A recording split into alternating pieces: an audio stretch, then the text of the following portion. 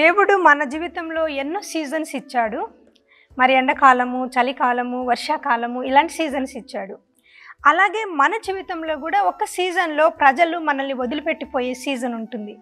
కాబట్టి ఎవరైనా నీ జీవితంలో నిన్ను వదిలిపెట్టిపోయినా, లేదా ఎవరైనా మోసం చేసినా, ఎవరైనా నీకు గాయం కలగజేసినా, నువ్వు నెక్స్ట్ ఇంకొక సీజన్ మనకు ఉంటుంది. అంటే ఎండాకాలం తర్వాత వర్షాకాలం ఎలా వస్తుందో, సో ఆ కొత్త కాలం కొరకు, ఆ కొత్త సీజన్ కొరకు నువ్వు పాత గాయంతో ఎదురు చూడకూడదని నేను చెప్తున్నాను. సియోను కుమారి నీ ధూళి దులుపుకో అంటే నీ పాత సీజన్లో, నీ పాత జీవితంలోని కక్షలు, కార్పణ్యాలు, వేదనలు, బాధలు, గాయాలు అన్నిటినీ వదిలేసి నువ్వు సంతోషంగా ఒక నూతనమైనటువంటి సీజన్లోనికి నువ్వు ఎంటర్ కావాలని నేను అడుగుతున్నాను.